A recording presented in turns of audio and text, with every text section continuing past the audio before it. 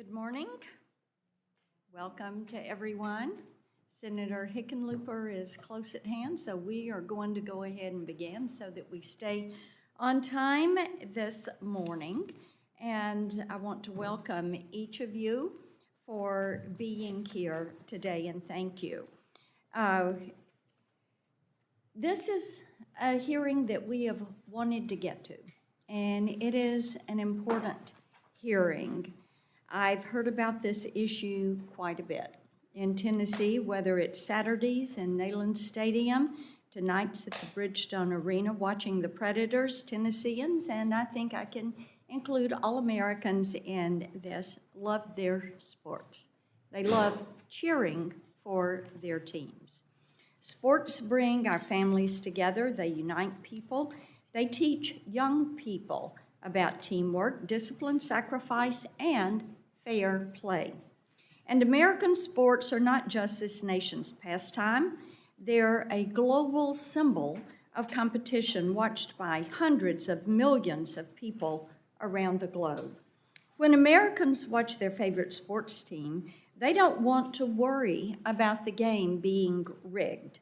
They don't want to worry that their favorite player missed a free throw to make an extra buck on the side. Unfortunately, though, there have recently been some high-profile examples of match fixing at the NBA and MLB. What this does is to challenge Americans' trust in the integrity of sports. And this has all been inflamed by the rapid explosion of legal sports betting across our entire country.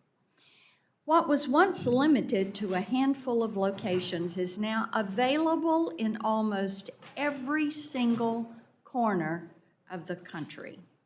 It is carried with you night and day. It is right there on your mobile device. Americans can now place bets instantly during games, on individual plays, on college athletes, and it is all done with a single touch of the screen. And the introduction of sports event contracts on prediction markets has exposed more people to sports betting. While prediction markets represent financial innovation across many sectors, there are real concerns that they function much like traditional sports betting without the enforcement of state regulators and attorneys general. While sports betting is often a source of entertainment for responsible adults, it does have its risk. Like I mentioned, we have seen scandals involving professional athletes, referees, and suspicious betting activity. College athletes are reporting harassment and threats from angry bettors. And Americans, including young people, are being inundated with advertisements on social media. Their favorite influencers and sports figures are introducing minors to betting. Our young men are in crisis, with over 1/3 of boys between the ages of 11 and 17 admitting to gambling last year. 60% of those who have been gambling and have seen this gambling content online said they had it surface through their social media algorithms. It was served up to them. They didn't search for it. This is not safe. It needs to stop. And advertising to minors is disgusting. As we look to protecting the integrity of American sports and protecting the most vulnerable, like our young people and those with addiction risk, it will take all of us working in good faith, from state regulators like Ms. Thomas, who is with us today, the integrity monitors, and the prediction markets and online sports books. So we're going to dive into this hearing today. It is one that we have worked to assemble we're very grateful to our witnesses for joining us as we begin to build our book of work around this topic. And at this time, I turn to the ranking member for his opening statement. Thank you, Madam Chair. It's been a pleasure working with you on this issue and others, and looking at the, as you describe it, the inappropriate regulated betting markets specifically, and particularly the recent explosion of prediction markets posed every day. I come at this from a different point of view, but I share your frustration. I don't talk about this all the time, but my father got sick when I was 5 years old and died when I was 8.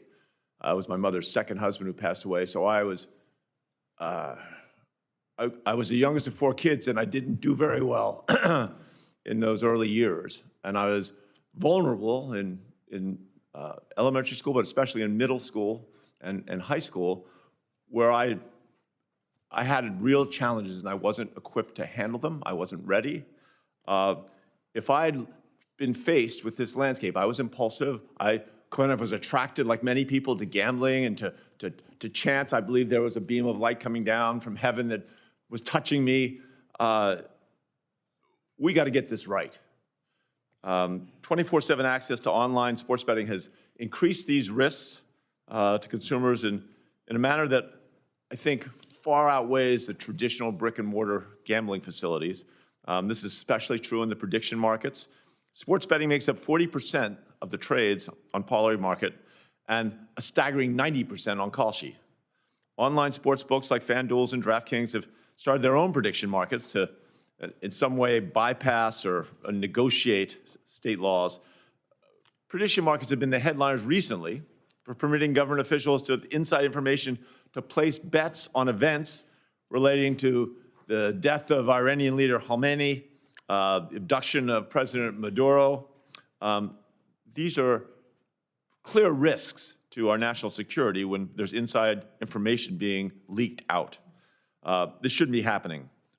We've introduced the Bets Off Act to ban wagering on government actions, on war, terrorism, and assassinations by people with inside information. Similar inside trading issues exist in sports betting prediction markets.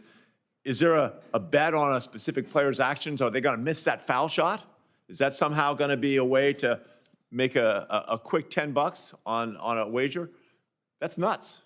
That's nuts. The very fact that we're betting on that, which is clearly should be a random outside event, the fact that so many people, especially young people, especially young men, are wagering on this has got to be a real concern.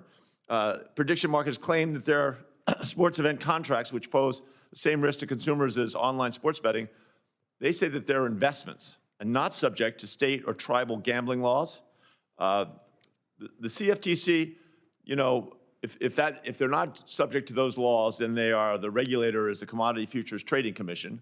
But the CFTC has literally no experience in regulating sports betting. Even worse, CFTC has failed to use the authority it does have to protect sports bettors from insider trading, market manipulation, predatory advertising, and financial instability. This workaround is merely a way for prediction markets to skirt state consumer protection laws. I think prediction markets fail to protect young people who are particularly vulnerable to gambling addiction. We have a lot of young men, especially, that are vulnerable to this, and we're doing nothing. Gambling addiction is the additional risk of being a silent illness. Unlike alcohol and drug addiction, the financial and psychological harms that come with gambling addiction are hard to see. And gamblers rarely share when they've lost. But of course, when they've won, they're telling all their friends. So there's that sense that gets translated in our virulent social media that it's great, that it's positive, it's going to be a good thing. Many states, including my home state of Colorado, prohibit sports books from advertising to minors under 21, restrict advertising to those who are already struggling with gambling addiction. However, the CFTC does not currently apply the same protections to prediction markets. One study found that between 2018 and 2023, the amount of money that people spent on gambling, on sports gambling, rose while their net investments fell nearly 14%. In other words, they don't have the money to invest because they're spending it on gambling. That's the inescapable reality of that. To really bring this home, I'll share that back in the days of my restaurant owner days, we had a bartender and a waiter, a wait staff member, and she and he fell in love. It was for the whole restaurant, a wonderful moment. They were going to get married, and he decided he wanted a bigger down payment for the house they were going to buy together with their monies being commingled. Sure enough, he lost everything. Their relationship, their love, their marriage, their future marriage was destroyed. That's when you see that firsthand, how an instant someone's life can be damaged probably forever. You see the seriousness of this. And that's one story that I saw personally. This has been happening by the thousands, the hundreds of thousands. I mean, I'm not saying, and I'm a supporter, it's a victimless crime. I'm not sure I was not in favor of sending people to prison for gambling. But to let the hounds of hell, the incredible power of mass marketing and social media, to let that untethered prey on our young people, I think is unconscionable, and I think it's irresponsible. I yield back to the chair.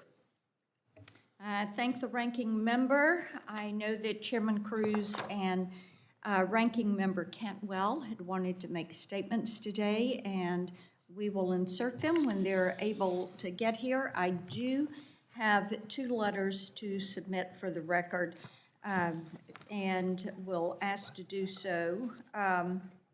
Senator Cortez Masto had a statement she wanted to make for the record, and then the SEC, that is in Southeast Conference, the best conference, by the way, go Vols.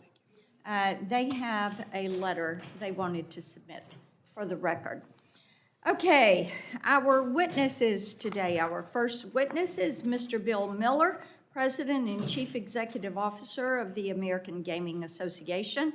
He's led the AGA for 7 years, and over that time, the organization has experienced expansive growth of sports gambling in the U.S. Our second witness is Meredith Thomas, who serves as the Executive Director of the Tennessee Sports Wagering Council. She is an experienced gaming regulator and lawyer who works closely with other state regulators to strengthen consumer protections on legal gambling. She is also a native Nashvilleian, and I have known her since she was 3 years old. She is really a great regulator. Our third witness is Mr. Scott Sadine. He is the co-founder and chief executive officer at Integrity Compliance 360. With a background in financial market compliance, he created one of the leading sports integrity monitoring firms in the United States, and I thank you for your time yesterday. Our fourth witness is my good friend, former Congressman Patrick McHenry, who I think was the best chief deputy whip that the House ever had, because I was one of those deputy whips. He is currently serving as the senior advisor for the Coalition for Prediction Markets. During his 20 years in the House of Representatives, Congressman McHenry served on the House Financial Services Committee for many years, including as chairman, and we welcome him back to Capitol Hill. Our final witness today, Dr. Harry Levant.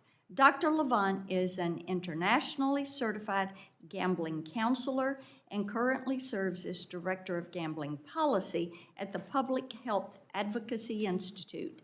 He is also a recovering gambling addict himself and advocates for policies he believes will help more addicts recover and avoid relapsing. I want to welcome each of you. At this point, we will begin your time for testimony. Each of you will have 5 minutes, and then we will begin our rounds of questioning. Mr. Miller, you're recognized for 5 minutes. Thank you, Madam Chairman. Chairman Blackburn, Cruz, Ranking Members Hickenlooper, and Cantwell, members of the subcommittee. Thank you for the opportunity to be here today on behalf of the legal, state, and tribal regulated gaming industry, one of the most highly regulated industries in the United States. We are an essential part of the American economy. The legal gaming industry supports 1.8 million American jobs. We have more than 1,000 casinos, tribal and commercial, across 42 states, suppliers, manufacturers, and sports betting. Our industry has created economic vitality in areas left behind by other industries. We generate more than $100 billion in employee wages.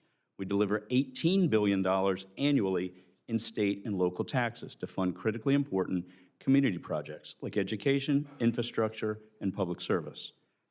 The legal gaming industry, our regulators, and sports leagues are aligned on our shared mission to protect sports integrity. Together, the industry monitors, flags, and reports suspicious activities and threats to that integrity. Since PASPA was reversed in 2018, 40 states and the District of Columbia have thoroughly worked to build sports betting frameworks centered around integrity, consumer protection, responsible gaming, and accountability. Other states, like Utah, Texas, and Georgia, have chosen not to legalize sports betting. Yet there continues to be a robust offshore illegal market that provides consumers no protections while receiving about $700 billion in American bets. And now, gaming integrity frameworks are being undermined by so-called prediction markets who are evading state, local, and tribal authorities. The legal state and tribal regulated gaming market has proven safeguards. More than 8,400 state and tribal regulators who oversee our industry. Licensed sports books operate under strict rules regarding age verification, AML compliance, geolocation, integrity monitoring, responsible gaming, advertising standards, and flagging suspicious activity. Prediction markets, they don't comply with most of these important regulatory protections, and they allow 18-year-old teenagers to bet on sports. And although a vast majority of their business is in the sports space, prediction markets have also drawn attention for offering death markets and other odious bets that threaten our national security. We market ourselves accurately. We're part of the entertainment economy. These so-called prediction markets are deceptively calling sports betting financial contracts and investing.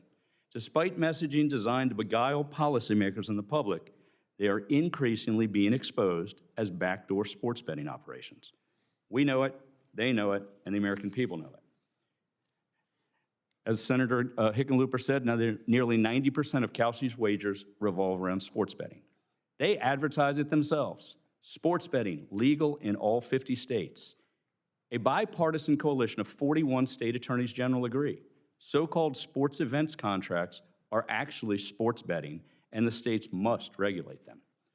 We believe that prediction markets are evading state and tribal authorities, and it has cost those states and tribal authorities close to $1 billion in lost tax revenue that would otherwise go to social services. In closing, so-called prediction market platforms jeopardize the integrity of sports. States, tribes, regulators, leagues, and operators are working together to improve consumer protections, to reinforce responsible gaming. Our process protects the integrity of sports. Why the prediction markets don't want to play by these rules? It's for them to explain.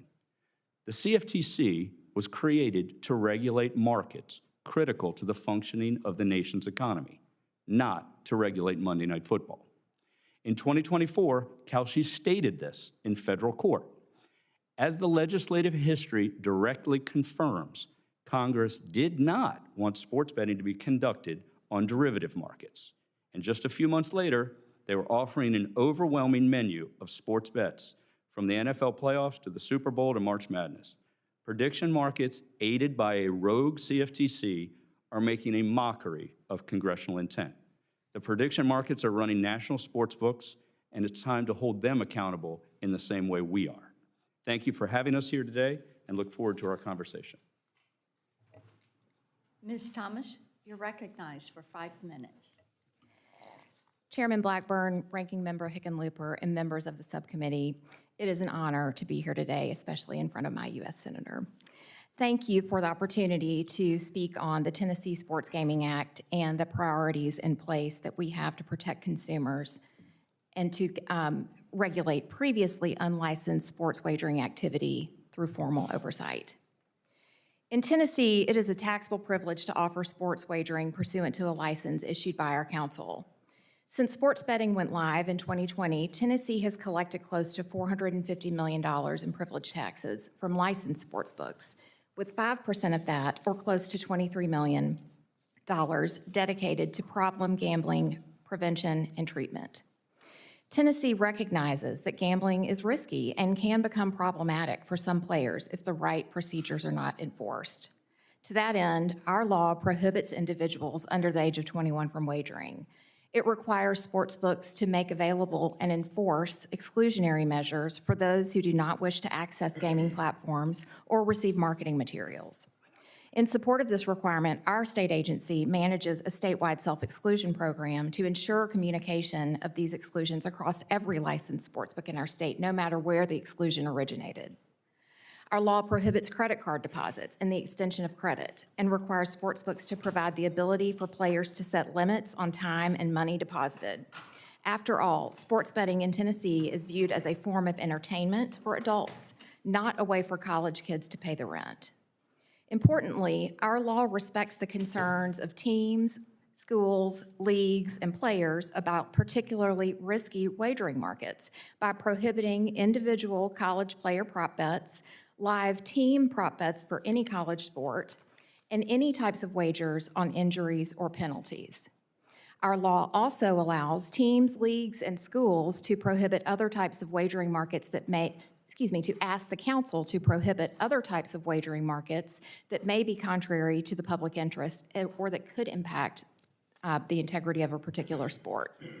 Sportsbooks are required, and they do cooperate with investigations by our office, sports governing bodies, and law enforcement. And also, importantly, our agency is empowered under our law to investigate and fine unlicensed sportsbooks who choose to operate in our state unregulated. Our council has promulgated extensive rules to further support our statute's consumer protections, which we have strengthened over time as technology has advanced.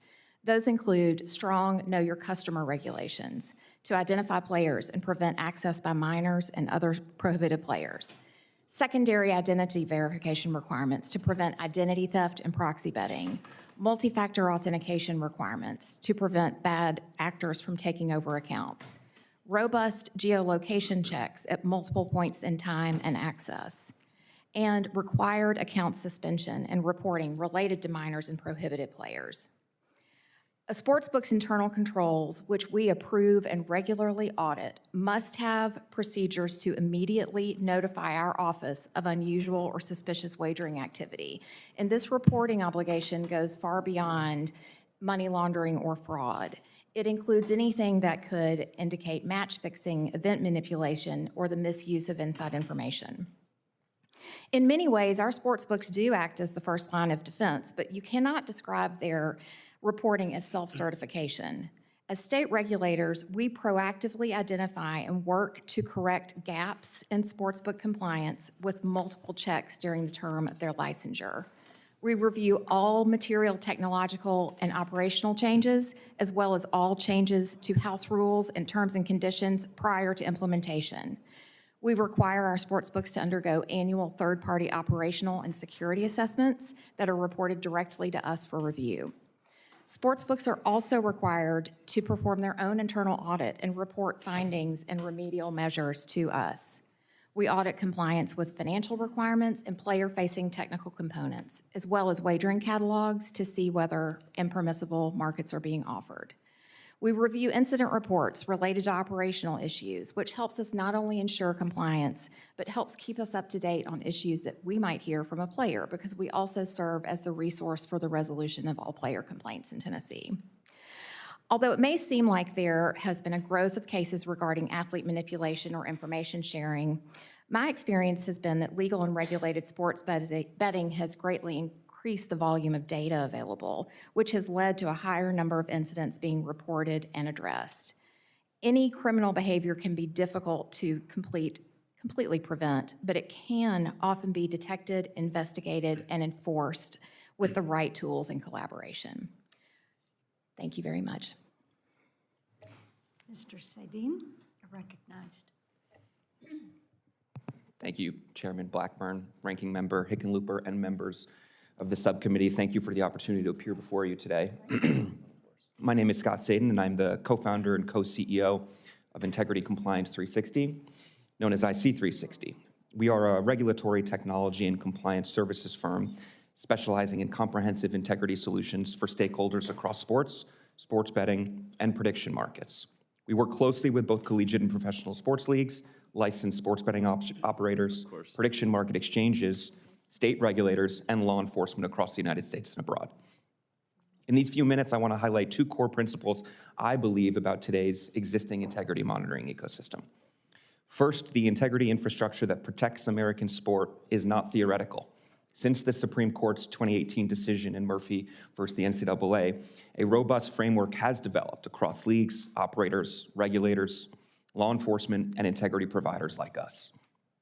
That framework has identified, investigated, and resolved a meaningful number of integrity matters, from suspicious wagering patterns to the misuse of insider information to active match-fixing inquiries. The infrastructure exists and it has worked, but just like any vertical within a complex industry, the integrity ecosystem has room to improve and mature as the space around it develops and evolves. Second, the sports betting and prediction market ecosystems involve, as mentioned, a wide range of stakeholders. And I believe that no single participant can address its integrity challenges alone. The integrity of competition depends on the connective tissue between those participants, the quality of information sharing, the depth of collaboration, and the consistency of transparency. IC360's mission is direct: to assist the successful maturation of the regulated sports betting and event contracts ecosystems through products and services that help protect the integrity of sport. We work closely with many of the stakeholders I have just mentioned, and that breadth of our partner network is, in our view, a precondition for credible integrity work. We regularly see the specific and often unique integrity challenges that each group is facing. That cross-participant visibility allows us to identify patterns, risks, and emerging vulnerabilities. And one of our central responsibilities is to bring those insights back to relevant partners who may have been impacted by a circumstance, assist in investigating the issue, and then collaborate to mitigate any remaining areas of risk. In short, we endeavor every day to embody the very connective tissue necessary for cross-stakeholder integrity success. I'd like to highlight 3 lines of work that help us play that role. The first is integrity monitoring. Our system and team of dedicated resources conduct 24-hour-a-day surveillance of regulated markets for potentially suspicious activity. We maintain a vast distribution network that allows operators to expeditiously disseminate and respond to circumstances of potential risk. Integrity alerts often come either from us or directly from an operator themselves. This alerting structure affords stakeholders holistic and actionable insight quickly and efficiently. I'd also like to highlight an IC360 product called ProAbet. Most sports leagues maintain a population of individuals, athletes, coaches, officials, and other personnel, who should be prohibited from wagering on their own sport because of regular access to inside information and the ability to exert undue influence. ProAbet is the secure infrastructure through which those designations move from governing body to sportsbook operators and prediction markets, allowing participating platforms to automatically permission accounts before a prohibited transaction ever takes place. In our experience, this level of proactivity is incredibly consequential in preserving market and competition integrity. Lastly, I want to touch on the significance of education. The prohibited patron population I described in the context of ProAbet is also the population I believe most vulnerable to approach, pressure, and targeting by bad actors. Their awareness regarding the threats they may face, the rules that apply to them, and the reporting pathways available when something feels wrong are significant contributing factors in maintaining the integrity of sports. IC360 has delivered hundreds of presentations and has reached hundreds of thousands of athletes, coaches, and administrators, and we look forward to continuing that work in close partnership with sports leagues. I'd like to close by reiterating the importance of collaboration and the connective tissue between industry stakeholders. Integrity monitoring is only effective because operators report information, leagues share intelligence, and regulators share casework. ProAbet only works because governing bodies designate, operators screen, and the infrastructure between them is trusted. Education is only impactful because leagues and institutions invest the time and attention of the people closest to competition. The value we believe IC360 brings is helping to make the collaborative work of integrity possible at the scale and speed that the contemporary market requires. I appreciate the subcommittee's attention to these issues, and I welcome your questions and conversation. Thank you. Congressman McHenry. Thank you, Chairman Blackburn, Ranking Member Hickenlooper, and distinguished members of the committee. Thank you for the opportunity to testify. And thank you for the warm welcome on this side of the Capitol complex for a lowly former House member. I will say the chambers are much nicer over here. I appear before you on behalf of the Coalition for Prediction Markets, including U.S. regulated companies like Kalshi, Crypto.com, Robinhood, Coinbase, and Underdog. My experience as a former chair of the House Financial Services Committee is grounded in financial markets regulation, market structure, and market integrity, not in sports betting or traditional sports books. And that's the lens through which I will speak today.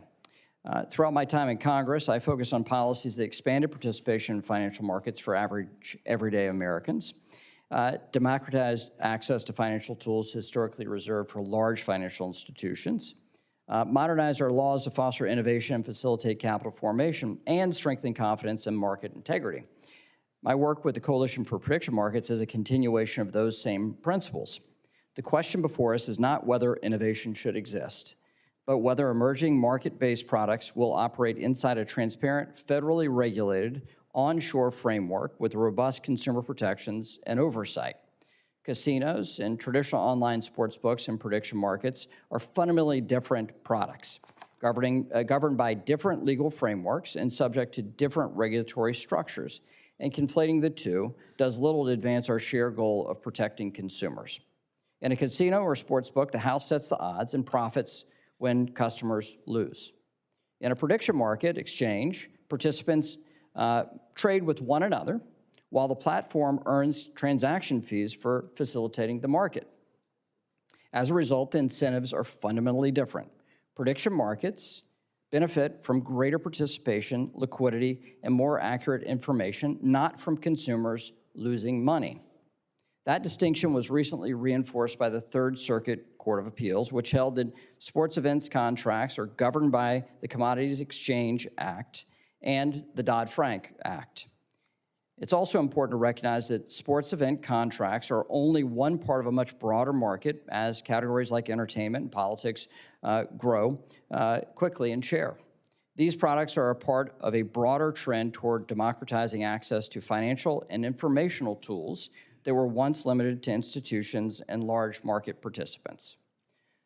Coalition members and coalition companies share the League's interest in protecting sports integrity and want to work collaboratively to address concerns, and where appropriate, share information and data that help protect the ecosystem. Customers must trust that suspicious activity will be identified and addressed appropriately. Unlike many sports books and unregulated operators, coalition members do not offer microbets that are particularly vulnerable to manipulation, such as wagers on the next pitch or the next play. Notably, the sports integrity scandals that have made headlines in recent days and recent years and recent days involving the NBA and MLB players using insider information and compromised game outcomes occurred on traditional online sports books, not on prediction markets exchanges. Coalition members are federally regulated and overseen by the CFTC and operate under extensive compliance obligations, including real-time surveillance, trade reporting requirements, Bank Secrecy Act compliance, know your customer and anti-money laundering controls, and comprehensive rulebooks reviewed by federal regulators. They have extensive monitoring that is ongoing, and regulated prediction markets prohibit trading not only by individuals with material non-public information, but also by anyone capable of influencing the outcome of a contract, including players, coaches, referees, league employees, and even members of Congress on political contracts. Protections that frankly go well beyond federal securities laws requirements and beyond standards applied to traditional sports books as well.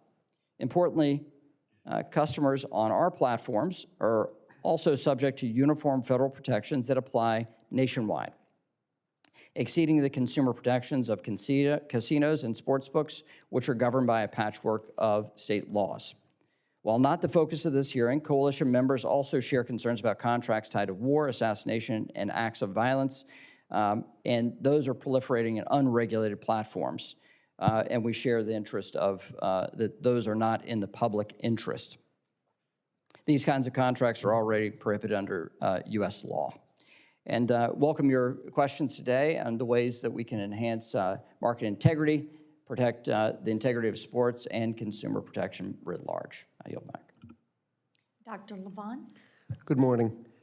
Chairman Blackburn, Ranking Member Hickenlooper, members of the subcommittee, thank you for the privilege of testifying today and the privilege of joining this panel of distinguished witnesses. Before I begin, take just a moment, Chairman Blackburn, and extend my thanks to you. Specifically, it was December of 2024 when I testified before the Senate Judiciary Committee. And following that hearing, you and I had a brief exchange in which you said to me, I am going to remain involved in this issue to protect children and families. You have been a person of your word. The people of Tennessee benefit from that, and frankly, the people and families of America benefit from you remaining involved in this important issue. I thank you for that. During that same conversation, I was joined by Senator Durbin, Senator Blumenthal, and I believe it was Senator Tillis, all expressing similar feelings. This is not a Republican issue or a Democrat issue. This is a human issue regarding an addiction crisis that needs to be addressed and prevented. I am a gambling addict in recovery. I made my last bet on April 27th, 2014, and survived a near suicide attempt that same night. I made my first bet when I was 15 years old and went to the casino for the first time when I was 16. I never had a healthy relationship with gambling, but it would take 30 years till I fully understood that. It was in 2013 that my world was collapsing, much like Senator Hickenlooper described someone he knew, and I reached for my drug of choice, which was gambling. And I annihilated myself and everything in my wake. I went through all of my money, all money I could borrow, and eventually all money I could steal. And on February 13th, 2015, I stood in a courtroom in Philadelphia, Pennsylvania. Not unusual for me since I'd been a lawyer for almost 25 years, but on this day, I stood in that courtroom as a defendant. And I pled guilty to 13 financial felonies, all related to my gambling addiction. And during my sentencing hearing, I made a vow. And that vow was, if I could get well, and at that time it was a very big if, but if I could get well, I would dedicate whatever my future looked like to helping prevent being the operative word, other people, particularly young men, from suffering a similar fate. That led me, after 4 or 5 years of treatment, to LaSalle University in Philadelphia, where I earned a master's in professional clinical counseling, and upon graduating, began treating people suffering with gambling addiction. But I realized I wasn't doing anything on the prevention side. So I went back to school again, earned a doctorate in public policy, where my research is all about how to address prevention. And in the couple of minutes I have left, I want to address 3 issues and then look forward to a more robust conversation. Issue number 1, are prediction markets gambling? Most certainly, yes, when it comes to sports contracts. And there's 2 simple reasons why. First, meets the very basic definition of gambling, which is defined as betting or staking something of value with consciousness of risk and hope of gain on the outcome of a game, contest, or an uncertain event whose result may be determined by chance or accident. That's gambling. That's what prediction markets do. Next, to the end user, American public, there's absolutely no discernible difference. They are gambling. Most importantly, the prediction market companies themselves have acknowledged it is gambling. And I'll quote that later on. I want to move forward, though, to integrity and offer to this committee a broader definition of integrity. Integrity isn't just, can the American people trust the result of the Cubs-Cardinals game? Each of us now have to make that decision for ourselves because sports have sold their integrity to the gambling industry. There's a much broader issue here, which is how the sports leagues, including the NCAA, the owners, the players, have partnered for enormous financial gain in the billions with the gambling industry and prediction markets to sell their real-time data to the gambling industry to create something called micro betting and its close cousins, same-game parlays and prop bets. This is what is crushing people and families, particularly young men. It is called micro betting, and I'm here today to talk to you about it because I'm also here to issue you a warning. the Senate doesn't do something, if the Congress doesn't do something, our friends at the NFL have just in the last 3 months announced, in partnership with their partners, a company called Genius Sports, the launch of a brand new product called BetVision, which they describe, and I quote, as an immersive, intelligent, interactive tool to convert traditional fans into high-engagement, in-play bettors, which are significantly more profitable for Genius and for our sportsbook partners. They have their eyes on us and our children to convert into in-game micro-bettors. It is fundamentally dangerous. I look forward to speaking in more detail about it. Thank you. And thank you, and I don't think anyone would have made a bet that we would have had 5 witnesses who stuck to 5 minutes. I congratulate you all. You're recognized, Chairman Cruz. Well, I think that bet may have been on the prediction markets. Good morning. Americans love sports. Nearly 70% of Americans, that's about 232 million people, consider themselves sports fans. I am certainly one of them. I'm a sports fan for the same reason everyone else is. Sports showcase human talent and grit and drive. They put us on the edge of our seats as we wait and hope for the thrill of the next big play, the come-from-behind win. From high school football, which is a religion in the great state of Texas, to college basketball, to the professional leagues, sports unite us at a time when it seems everything else divides us. Today, many sports fans are also sports bettors. 39 states and the District of Columbia have legalized some form of sports betting, though my home state of Texas has not. Even in those states where sports betting is legal, everyone agrees that it carries risks and serious risks. It should be regulated, and it should be done, if at all, in moderation. This hearing is not about rolling back legalized gambling in states that have chosen to authorize it. There are 2 different questions instead before us at this hearing. First, in a world where sports betting exists, how do we preserve the integrity and authenticity of the sports that we love? And second, are prediction markets operating within the law, or are they defying the law and improperly infringing on state sovereignty? On the first question, integrity is the foundation of sports. We want athletes competing on merit. But the opportunity to make money can tempt gamblers, and sometimes even athletes themselves, to guarantee a sure bet. Consider a few recent cases. NBA players and coaches are accused of manipulating performance and providing insider information to win bets. 2 Major League Baseball pitchers allegedly rigged their own pitches in exchange for money.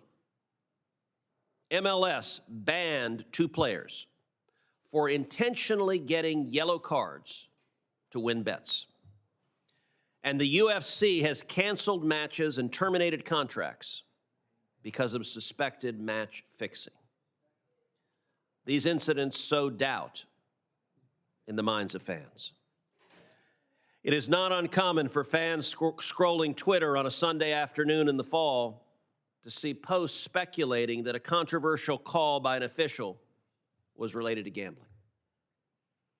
That is why sports leagues and casinos and regulators have to work together to identify, to investigate, and to root out manipulation. Fans need to be assured that game rigging is rare and that anyone caught doing it will be punished harshly, if not banned forever from the game.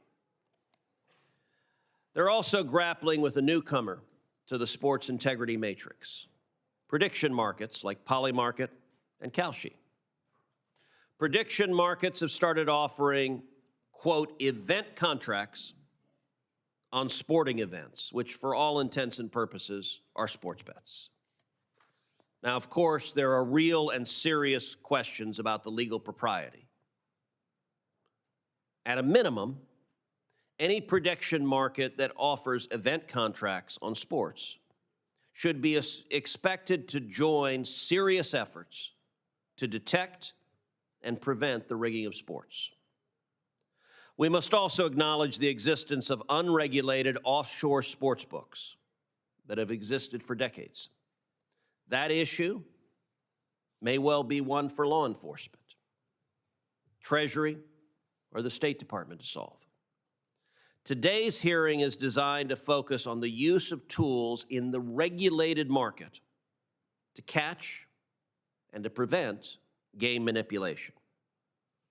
My hope is that today's discussion will showcase the work already underway to protect the integrity of sports and at the same time identifying where we can and should do more.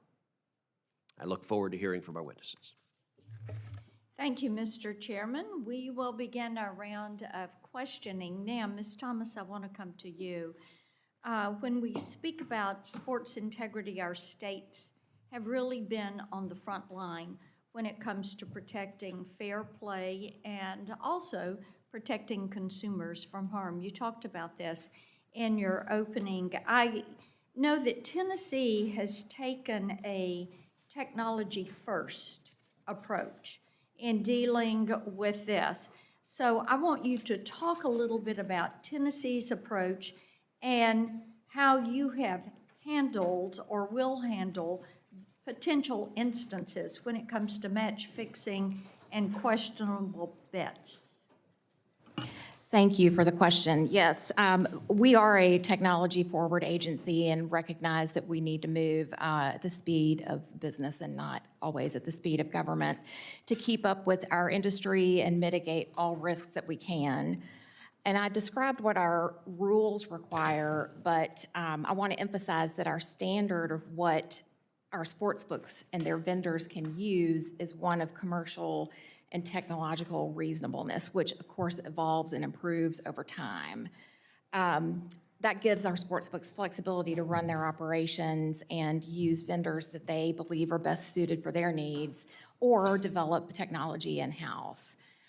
We also internally in our agency use technology to monitor what is going on with all of our sports books. We ingest data from our sports books, from our vendors related to compliance issues, related to any kind of technological changes, any changes to any of their operating systems comes to our office.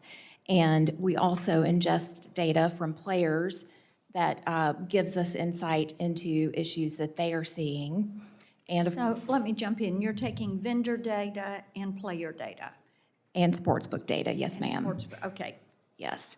And then we're able to use that data to look at patterns of what might be happening with compliance areas. Now, with integrity issues, that may be a way that we identify integrity issues, but we also have back office access to all of our sportsbooks platforms, so we can see real-time account level data.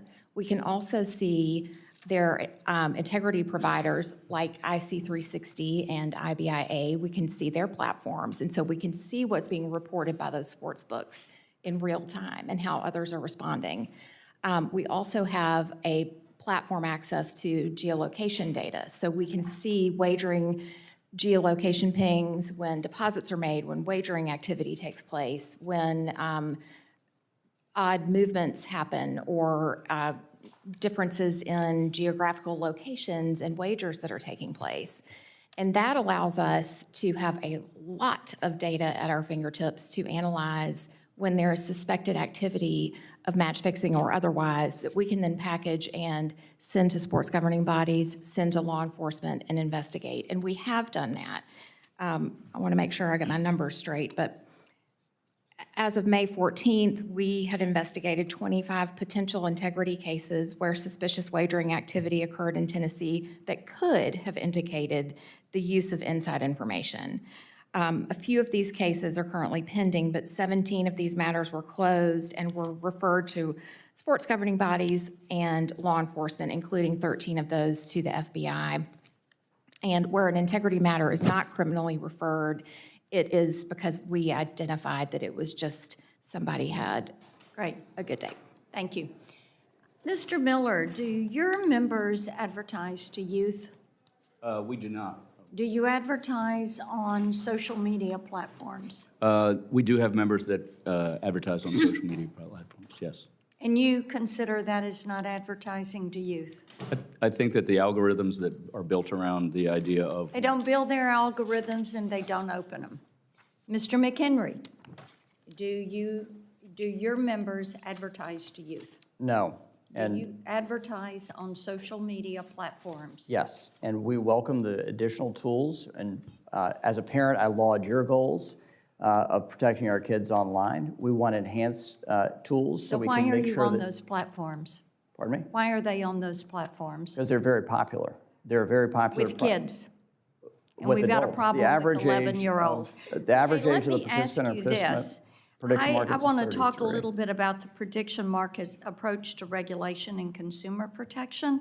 And let's go to a LinkedIn post that Kalshi CEO Mansour wrote about the company taking a regulatory first approach, his term, to accelerate growth. And I agree that innovators need light touch rules, and prediction markets are a great place for innovation. We realize that. I think that it is important that we take action to make certain these marketplaces are going to be safe. So talk for a moment about how your association is approaching consumer protections and what you are going to do to be certain that you're not on these platforms where children are the primary user of these platforms. Yes, and thank you. And thank you for your leadership on protecting our kids online. As a parent, I share your goals. I very much share your goals. Our coalition members adhere to best practices on advertising. There's a complete ban of anyone under 18 from touching these products. We understand there's a conversation about the age requirements for prediction markets. We welcome that conversation. But to be clear, these financial products, just like securities, are available to 18 and older. 97% of our users of the volume on prediction markets are over 21. The average age is 33. The goal is to get customers that will be repeat customers that are interested in participating, but not targeting kids. And every enhanced tool that we can take and our members companies can take to ensure that under 18 don't even see our advertising online is a very important mark that we take and undertake, but we lack fully the tools necessary to block that. Our member companies will take enhanced surveillance of those that they think may be using their parent or someone else's phone. We take extra effort to make sure that they don't have that access, and we follow the best tools that are available to make sure that we know if anyone has any touch points to the leagues or the folks that we view as insiders, and they're banned from using our products. Full ban, they can't even trade. And that is an undertaking that's very different than the rest of the ecosystem. Okay, thank you for that. Dr. Levant, I can tell you want to respond to that, but as a courtesy to my colleagues, I'm going to come back to you for that response. Senator Hickenlooper, you're recognized. Thank you, Madam Chair. Thank all of you for coming. And Dr. Levant, I particularly think your life experience is relevant and real. Mr. McHenry, and thank you for your service. You bring a reputation from the House, but I think you need to be very careful of how you're using that. I think prediction markets, largely advertise themselves as financially life-changing tools for average people that can allow users to earn money through their prediction accuracy. Now, one example I can give you, Kalshi partnered with a young woman on TikTok who said, so this is a partnership, who said that she struggled to pay her rent. But by placing bets on Kalshi, she was able to win enough to cover her rent for 2 years. Now, I know you're welcoming conversations, but do you think that's responsible to hold that up as a model for people that are having trouble making their rent, that they should go on to prediction markets because they're going to be better at predicting what is clearly a random occurrence? These contracts are not fully random. And these contracts are they're not fully two-sided. random, but if there's no inside information, they are largely random. The predictive capacity and the specifics of the case you raise, I'm unaware of. This is Well, a I'm telling two-sided- you, now you're aware of it, and this isn't a case of what I don't- some random person. This is a business partnership with the people that are paying your consulting fee. So thank you for, I will attempt to answer your question, which is, these are two-sided markets established by peer-to-peer. I get that. I'm talking about what the incentive that advertising plays in these types of markets. Let's move on. I think I look at the age issue as every bit as important as encouraging people that are struggling to make ends meet. I think it's specifically dangerous for minors to get into sports betting, and especially on prediction markets. That's why almost all the states say it's 21, not 18, but 21. Prediction markets let users as young as 18 bet on sports, but they also market their products to younger, more vulnerable audiences who are, in many cases, adept at getting around the platform precautions. There have been reports that Kalshi has been using young social media influencers as young as 15 years old to promote its platform to young consumers. Is that true? Not to my awareness. And you wouldn't sanction that? Young 15-year-old influencers saying why these prediction markets are useful and a valuable investment of the risk of their money. I wouldn't condone anyone using TikTok, but that's a separate matter. Yeah, let's put it this way. Does Kalshi have any age restrictions at all on the influencers that it works with, basically hires, in order to influence the market that or the audience that it markets to? They're one of the member companies for the prediction markets. I can direct you to them answering that specific question. No, I'm talking about Kalshi. I don't want to go through the rigmarole. I mean, you're saying we're open to the conversation. Why isn't these prediction markets, why isn't Kalshi out in front and picking out these issues and saying, all right, we're going to deal with this, and here's how we're going to, 1, 2, 3. We just shouldn't have to go through hearings and slow it down. Every day that they can stall, they're going to make more money. I get that. But that means all the more, if you want to be the responsible supporter, you need to help them get out in front of this. Well, they are, and our members are. These are onshore regulated by the CFTC, and they comply with federal law and the regulations, and they've complied with all the court cases. But the CFTC, we know, is inexperienced, doesn't have any real regulations around sports betting. Been doing and this look at for minors. these They're contracts easily for 100 manipulable. I think the self-certification process is a good example. The CFTC allows prediction markets to launch new contracts just one business day after filing them That is without standard any practice for without any CFTC review at all. No, the CFTC reviews those contracts. Not in one day, they don't. Yes, they do, as they do for the rest of the commodities marketplace. And furthermore, the CFTC has regulatory authority to remove contracts or unwind contracts off after the fact if they view that it was manipulated or there's fraudulent activity. The CFTC, as a cop on the beat, has the capacity to oversee this market, just as they've done with the broader commodities marketplace that's been around and well-versed for decades. There is literally no one that I know. You're the first person who's told me you think that they think the CFTC is up to the standards. Well, Let me go. Last, say Mr. billions Miller. of dollars No, worth it's of okay. contracts. It's okay. Mr. Miller, you stated that regulated gambling benefits from the revenues they collect on taxes from gaming. Colorado collected $45 million last year. You go, it's in the billions over the last number of years if you look at all the states and the tribes. If prediction markets continue to operate as unlicensed sports books, paying no taxes, is it going to reduce the resources available in Colorado? We use that for water projects and all kinds of outdoor recreation opportunities. Are those resources available to states like Colorado going to be diminished? Well, thank you for the question. Of course, what we've seen is basically a tsunami that has been created by the prediction markets in a completely unregulated manner. There's not one single person on this dais or anybody that was around during 2010 when we did Dodd-Frank that believed that we were enabling and creating the Federal Department of Gambling. So yes, they are absolutely not competent to handle this, and two, they are absolutely hurting tribes and states financially. Thank you. I yield to the chair. Senator Curtis? Thank you. Mr. McHenry, I'm conflicted whether I call you chairman, congressman, speaker, but I will tell you, it is a delight to see you again, and really enjoyed serving with you. If I'm honest, even a couple of months ago, I would not have been able to tell you what a prediction market was. And so could you help me just, like in one sentence, to the man and woman back in Utah, what is a prediction market, just like in one sentence? It is an open exchange. It is under commodities regulation called a swap.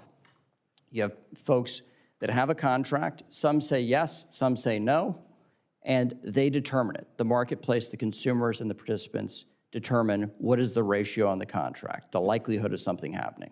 And what's exactly happening when a purchase event contract is purchased? Just very, very, like, for the people on the ground who don't understand the technicalities of this, tell me exactly what's happening. The easiest thing for me to explain is in the political setting, right? In the political setting is John, Jane, or Joe going to win the election.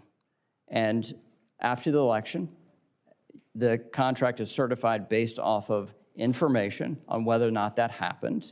And then people are paid out based off the ratio of that final contract. Okay, if I were hearing that back in Utah, I would say, I think something might happen. I'm going to put money down on it, and I have the chance of either making more money or losing money on that. Is that accurate? Yes, and it's an uncertain outcome, just like whether or not you're going to have a crop that comes in this fall or not, based off of weather and unpredictable events along the way.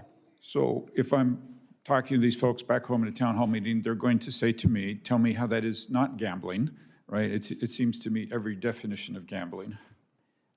Well, this has, I understand how that is viewed. When grain futures came to fruition over 100 years ago, it was viewed much the same. That this is an uncertain outcome on whether or not your crop will come in the fall, and you can hedge against it in the marketplace about an uncertain event that is driven largely by acts of God, Mother Nature, and yields, crop yields. So can I interrupt you only because of time? I know what you're saying is important, but as you know, we have very limited time. My father was an insurance agent and taught me that you buy insurance for things you can't afford to pay for. And it feels like we've moved from the farmer who's buying crop insurance because he can't afford it if he'll be wiped out, right? Versus betting for an income or perhaps loss on that. And I guess my fundamental question is, like, how is that any different than a sports wager or roulette betting? well, it's based off the business model. The business models are fundamentally different from a sports book. The sports book, the house sets the line, and when the consumer loses, they profit. And for an exchange like this, the exchange is based off of two individuals that benefit, and they pay a fee, just a flat fee for that engagement. The business models are very different. The question is, what do we do about these societal truths and how we regulate it? I don't want to cut you off, but you know the drill here. We're just so limited time. Dr. Levant, you have not had much chance to weigh in. I'd love you to weigh in on the speaker's thoughts. Excuse me, it's difficult to know where to start, but let me take the most recent comment. Poker and pari-mutuel horse racing have the exact same business model. No one would dispute they are gambling. Sports futures contracts are gambling. The business model is just to take the money off the top. The house has to win every time, and the public loses. That's sports contracts. The other part I want to address is I would have used tsunami, but Mr. Miller used it. I'll use avalanche of unregulated advertising on social media. I've, over the last year, spoken in 6 prep schools in 4 different states. This is not exactly a scientific survey, but I asked the students in each of these schools at the start, how many of you know what Kalshi is? 95% of the hands go up. I ask how many of you know what a same-game parlay is? 95% of the hands in the room go up. And it's all from social media. Yeah, and I'm going to do the same thing. Please. We're just so short on time. So, Congressman McHenry, let's just put that aside for a minute. Just overall, why do we regulate gambling, as we all know gambling and would all agree to gambling in this room? Why is it we regulate it?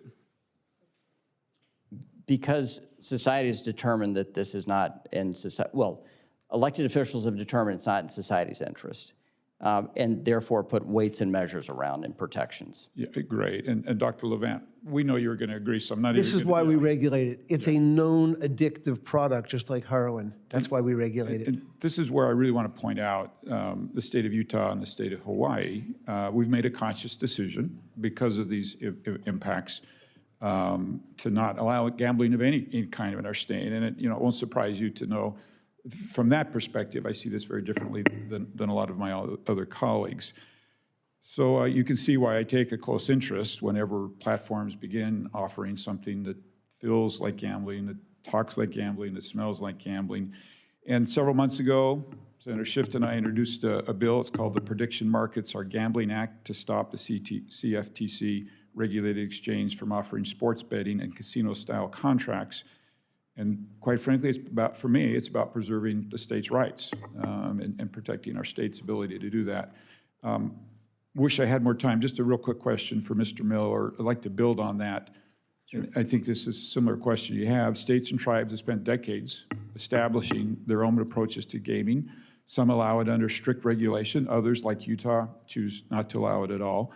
These decisions reflect local values, consumer protections, and in many cases, significant economic interest. So help me understand this. If products that closely resemble sports betting can be offered nationwide under a federal regulatory framework, what does that mean for the ability of states and tribes to actually enforce the choices they've made? And if I can intervene, the gentleman Please. is a minute and a half over. If you'll have that submitted. Very for the good. Thank record. you. Very, very appropriate. Thank you, Thank Madam you. Chair. Yeah. Senator Baldwin. Thank you. I'll go along those same lines, Senator Curtis. The Commodity Futures Trading Commission prohibits registered entities from listing trades, agreements, contracts, transactions, or swaps that relate to gaming. The rule exists to protect consumers from fraud and preserve the integrity of sports competitions. I understand that the Trump administration, under the Trump administration, the Commission does not intend to regulate or review prediction market platforms that offer sports betting. Yet, Wisconsin tribes offering these exact same services operate under multiple state and federal regulations. Mr. Miller, can you walk us through the types of review and regulation that tribal gaming operations offering sports betting must go through in Wisconsin? Yes, Senator, thank you for the question. Tribal nations are recognized by IGRA and are governed under that federal statute. But importantly, the tribes negotiate with the state government as a sovereign equal.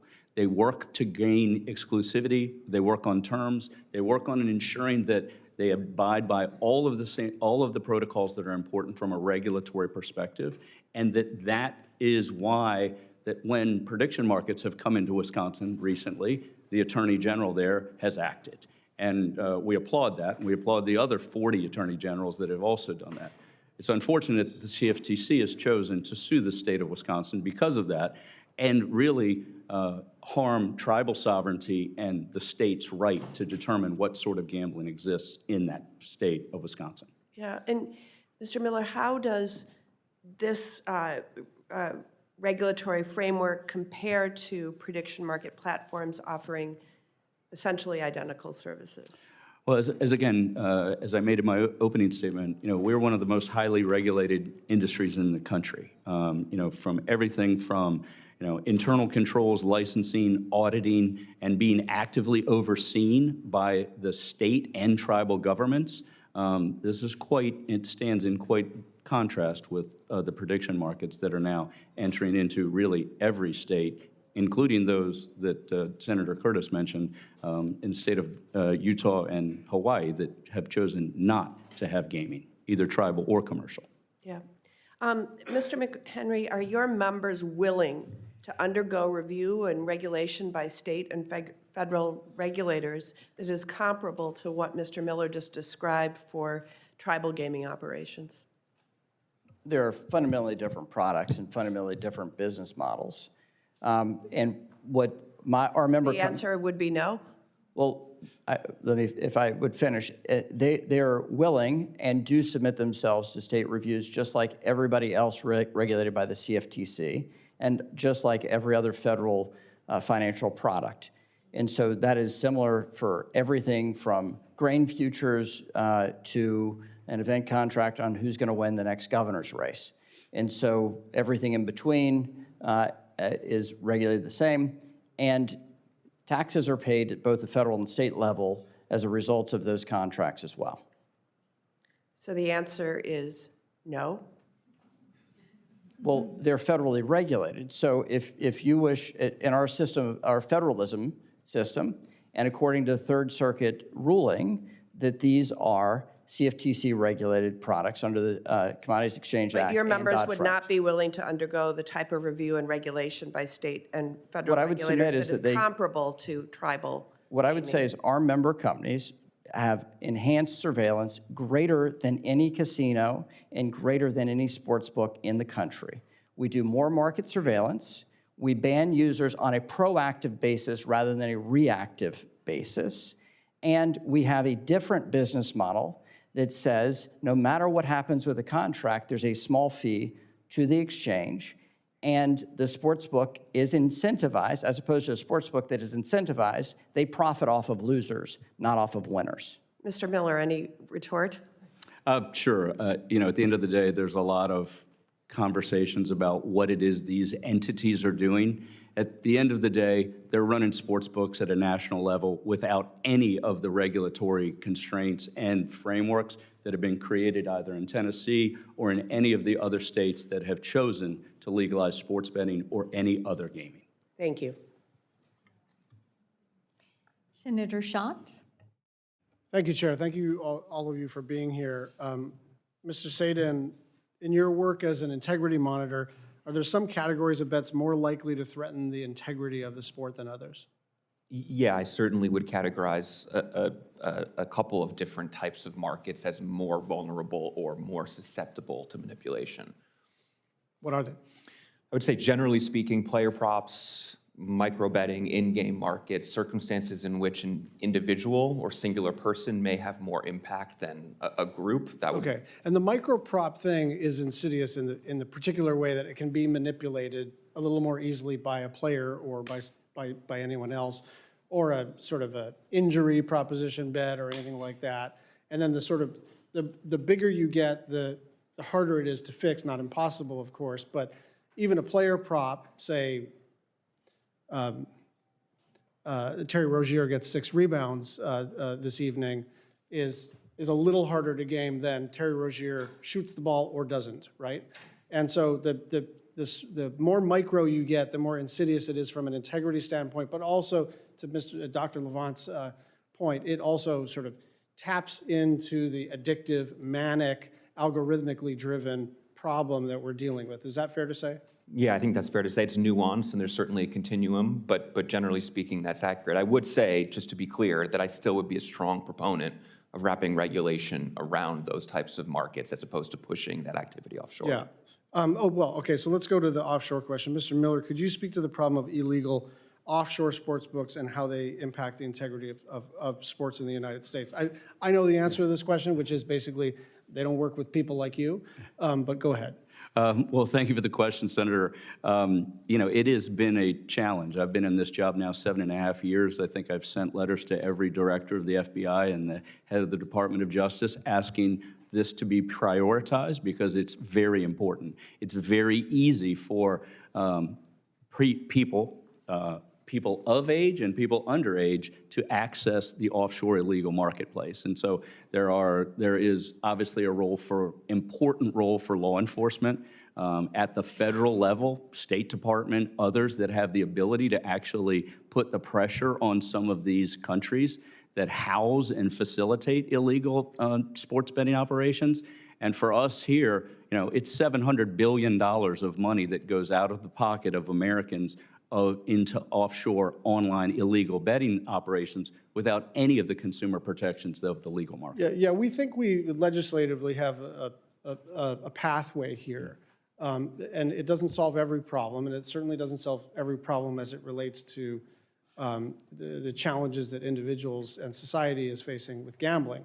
But if you empower the FTC to go after the payment processors, and then they would have a perfect right to go and say, hey, you may not work with these offshore shops if they're not complying with the federal law having to do with micro prop bets. So, Dr. Levant, thank you for your personal story. I was sort of staring at my phone as one does. I apologize. And as soon as you started to talk, I really applaud your life's journey and your life's mission now. Thank you, Senator. I want to keep talking about micro prop bets. A study out of Australia found that sports bettors who bet on micro events, that of that cohort, 78% met the criteria for gambling that may cause significant harm to their lives. Tell me about why micro prop bets are different. Senator, they are a fundamentally different, inherently dangerous, and frankly defectively designed gambling product. The human brain is not built to absorb an addictive product every 10 seconds or less. The bigger problem is the business model. In order for micro betting to work, it involves the leagues selling their data for billions of dollars. It involves technology and AI companies, sports books, and now prediction markets. They all want a piece of the pie. The only way to keep that pie going is to get the American public to gamble more often, more quickly, on more highly profitable, i.e. addictive products. That's the quote I just read to you from Genius Sports. That's the business model. And this is where Congress has to come in. This is not what the American public wanted when the Murphy case was decided. We loved our sports. Sports have become the equivalent of a nonstop slot machine because of these data deals. And the only way to protect the public is at the federal level with minimum federal safety standards. Thank you, Dr. Levant. And we'll be talking to Republicans and Democrats on this committee and their staff about our legislative proposals. And again, it's not going to solve every problem, but I think this particular problem is especially acute and needs to be dealt with immediately. Senator Cruz. Thank you, Madam Chair. Prop bets are at the center of recent game rigging allegations. For instance, bettors wagered that Terry Rozier would underperform during an NBA game when Rozier took himself out of the game early, allegedly to help the bettors cash in. Other gamblers wagered that 2 Cleveland Indian pitchers would throw balls instead of strikes after the pitchers allegedly tipped off gamblers. Similar incidents have occurred in other professional leagues. Mr. Miller, 2 questions. First, are there certain prop bets that sportsbooks should not offer because of the integrity risks they pose? Senator, thank you for the question. I would answer that question by saying that, one, the regulated markets in each of the individual states have made determinations with regard to prop bets. I think you have seen a movement to limit and or eliminate prop bets in the states, and believe that in those states, they are the best determined to make those determinations around which props should or should not be allowed. So second question. Yep. Do you agree that if a league comes to a sports book and says a bet creates an integrity risk, the sports book should not offer the bet? I do agree with that. Congressman McHenry, in a recent advisory, the CFTC suggested prediction markets should consider the input of a sports league before offering event contracts on its events. If a sports league tells a prediction market not to offer certain event contracts, such as those that resemble prop bets, should the prediction market honor that request? Yes, and they have. Over the past 5 years, several athletes have been caught manipulating their performance or giving insider information to sports gamblers. Independent integrity monitors often play a leading role in detecting this activity. When suspicious betting patterns emerge, monitors quickly circulate information among state regulators, sports books, and leagues.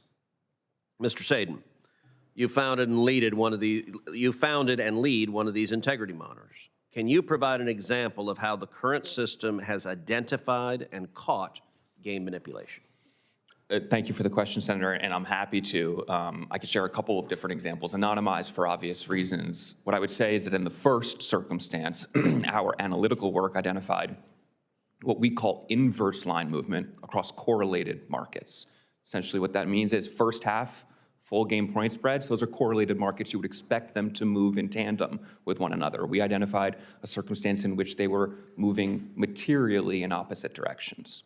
We surfaced that circumstance by an alert to our broad sportsbook operator network, and very promptly received feedback from about 10 to 12 different regulated sportsbook operators that said, we're also seeing pretty significant movement and potentially suspicious activity across those markets. Our system automatically parses all of that feedback and consolidates it into a report that we then surface to the appropriate state regulators, to the appropriate sports governing body, and then obviously back to the impacted sportsbook operators. That's a circumstance in which we identified something, but there are dozens, hundreds, perhaps thousands of circumstances in which operators identify directly to us a circumstance they've highlighted, and then we disseminate it out across the ecosystem. Do you have any suggestions for improving the system to make it easier to catch game manipulation? Generally speaking, I would probably refer back to my written statement, which is anything that would further collaboration, engagement, and transparency across the myriad stakeholders that operate in this space. So from an integrity monitoring perspective, I would probably urge platforms to widen the parameters in which they deem suspicious activity may have taken place for reporting purposes. For Proabet, I think implementing a list of prohibited patrons on a proactive basis to ensure you're preventing transactions from prohibited individuals before they ever happen is crucial. And then obviously from an education standpoint, vanilla, same old training is not gonna work. This is a new frontier. There are emerging vulnerabilities. There are bad actors that are constantly innovating. We need to make sure that curriculum is refreshed and constantly reinforced. There is serious disagreement about whether the CFTC can unilaterally allow prediction markets to offer sports event contracts pursuant to the Commodity Exchange Act. Many simply see prediction markets as a workaround to state gambling laws. The courts are split. Ultimately, unless Congress act, the Supreme Court may have to decide the issue. Congressman McHenry, when Congress debated Dodd-Frank, some senators expressed concern that event contracts could become a vehicle for sports gambling. Isn't that, in fact, what has come to pass? The CFTC argues that sports event contracts fit the Commodity Exchange Act's definition of a swap because sports outcomes have economic consequences. But what is the economic consequence of, say, whether a pitcher will throw a ball or a strike? Well, like getting a playoff game has a material impact on the economy around that stadium and that town. So you can see economic impact on whether or not you get a playoff game in your town, or the T-shirt manufacturer on the Super Bowl outcome. So there is economic connectivity for that. But the debate around Dodd-Frank, in my experience in Dodd-Frank over on the lowly house side, we did not have any substantial discussion about the nature of swaps in my committee, but in the Ag Committee, both here in the Senate and in the House, there was a wide new definition for swaps, and that authority was given to the CFTC, and then the chair of the CFTC, Gary Gensler, wrote rules that encompassed a wide array and definitions of swaps. So what about an answer to the specific question about what is the economic consequence of whether a pitcher throws a ball or a strike? It is up to the consumers to decide that under swaps, under a swaps definition. And it will be for the courts and the Congress to decide whether or not they like that. Under the Commodities Exchange Act, onion futures are banned. I don't think we have a serious debate about onions, but at the time they did. So we welcome Congress's input here and the rulemaking of the CFTC on these definitions. Okay. Ranking Member Cantwell. Thank you, Mr. Chairman, and thank you to Senator Blackburn and Hickenlooper for doing this subcommittee. And I think that last conversation is illuminating, and I'd like to follow up on it. But I'd like to remind everybody, we had a financial collapse of our economy because we didn't do the job of regulating derivatives. And I remember somebody on the Senate floor actually saying, we can't regulate them, we don't know what they are. That's exactly when, and it had a conservative journalist who basically said the lack of clarity is fraud. If you can't understand it, then yes, there is something behind the situation. So to this, I definitely want to say that fans must have confidence that games are being played fairly and honestly, so I agree with the chairman on that. That's what makes competition great, and that is why Senator Cruz and I are conducting bipartisan inquiry into how the leagues, the sports books, and the stakeholders are protecting the integrity of sports and teams.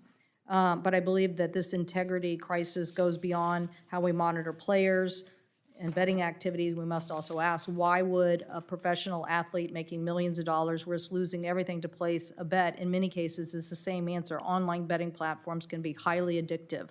So I'm glad our witness, Dr. Levant, is talking about that today, whether you're a star athlete or a struggling college student, and once they're hooked, they're designed to keep them coming back for more. So the conversation that we just had, Mr. Miller, I'm just trying to understand, because our former colleague here,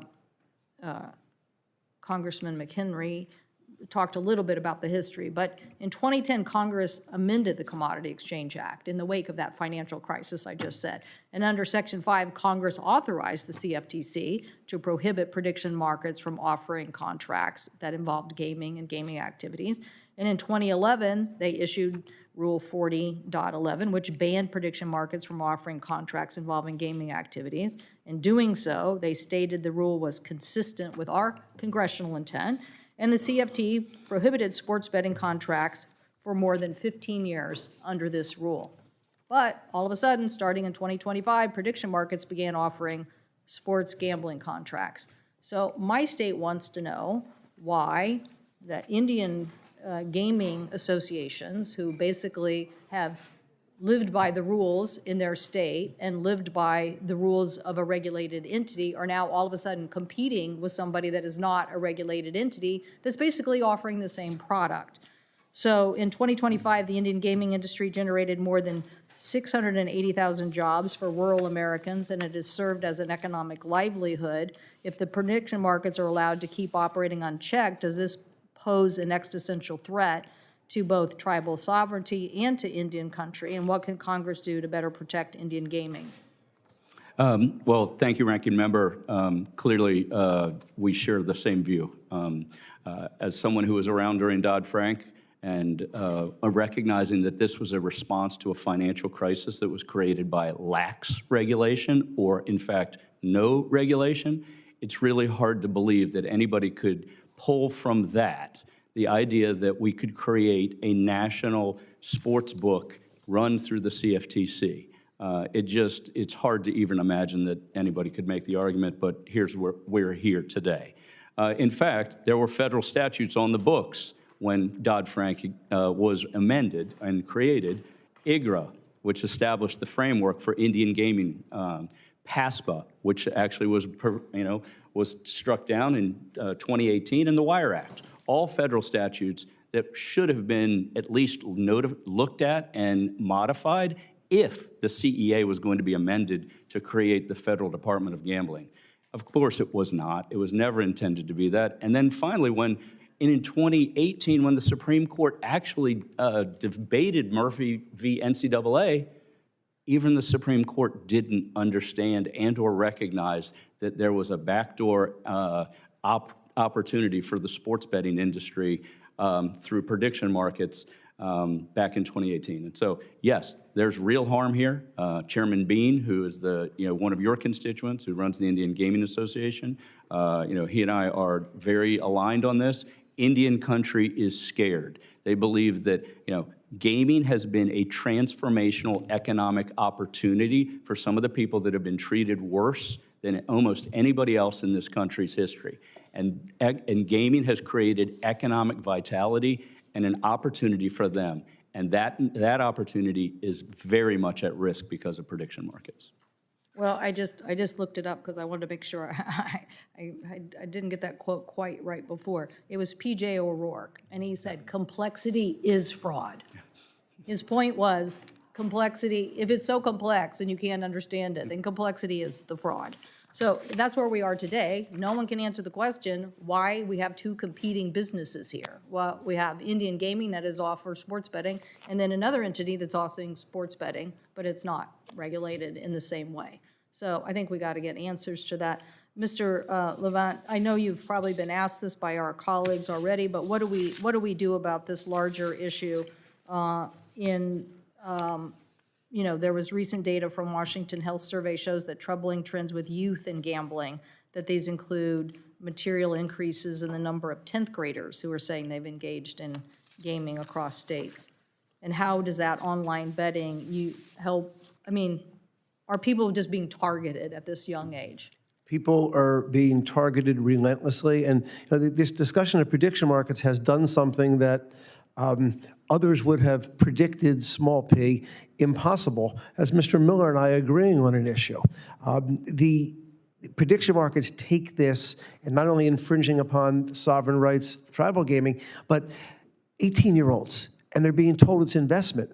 I've had 6 clients in my recovery group who have relapsed because they were told this is an investment. I'm not gambling, I'm making an investment. It's just so fundamentally wrong. And where I disagree with Mr. Miller is there's a huge need for federal oversight because of what's happening with children and young adults and families with online sports gambling. But it's significantly worse now with prediction markets because they're acting under color of federal law, targeting people as young as 18. They don't have to comply with things like self-exclusion. They're just doing whatever they want to do, and the harm is growing exponentially.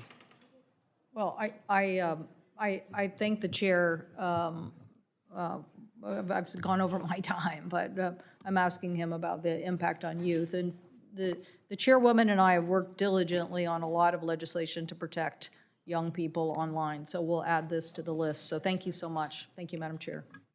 Senator Rosen. Thank you. I want to thank you, Madam Chair, and thank you to the witnesses for being here. You know, I'm just so concerned about all this circumventing the rules. As they say, a rose by any other name still smells as sweet. If it walks like a duck and quacks like a duck and looks like a duck, it's probably a duck. So I want to talk about responsible gaming loophole because licensed sports books are required by state laws to implement responsible gaming programs, which include deposit limits, cooling off periods, mandatory disclosures. Under the CFTC, no equivalent requirements apply to prediction markets. Dr. Levent, I have a lot of questions, so if you would be brief on this. You're working with people with sports betting problems. Is there a fundamental difference between this problem? A sports bet versus an event contract, a rose by any other name, is the same? And what is the risk by allowing prediction markets to circumvent meaningful, mandatory consumer protections? They're just trying to get around the rules. There's no discernible difference. In fact, people are using it as another form of gambling, and you're absolutely right, Senator. It circumvents all the rules, including rules designed to keep people safe at the state level. Completely disregards them. Thank you. I appreciate that. And I want to talk again about circumventing the rules because most of the country has only had legalized sports betting less than 10 years. While most of the country only legalized sports betting less than 10 years ago, Nevada has a long and, of course, storied history with regulated sports betting, legalizing it nearly 100 years ago. Nevada was a pioneer, and now some of the strongest and most comprehensive state rules to promote safe and legal sports betting occur in my state of Nevada. Historically, federal action on legal sports betting is often unintentionally pushed gaming underground and outside of legitimate regulated markets. Therefore, any federal action must recognize the strong pre-existing state and tribal gaming regulatory regimes that ensure all sports betting, no matter what you call it, what it's branded as, and it's covered under current state and tribal law. So, Ms. Thomas, the next few questions are for you. And I'm going to ask you to answer, and then I have 3 questions, so we'll try to be as brief, I guess, as we can.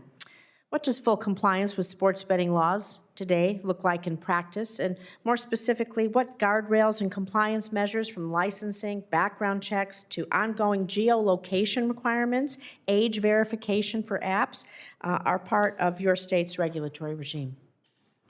Yes, thank you. So first of all, you have to be over 21 to wager, 21 or over. You have to have, sportsbooks must make available and enforce exclusionary measures for those who choose to gamble. And our office oversees a statewide exclusion list to make sure that information is communicated. Credit card deposits are prohibited. Extension of credit is prohibited. It is, we review all markets before they're offered, and leagues and teams can request that those are not allowed if they're risky. Really comprehensive. Yes. Really comprehensive. So just a simple yes or no. Do you believe prediction markets prediction markets are not currently required to comply with any of the safeguards you described? Would that be correct for the most part? That is correct. Okay, I'm going to ask a similar question going forward. So what is required of legal sports betting companies to comply with anti-money laundering rules, responsible gaming safeguards, cybersecurity, and integrity monitoring?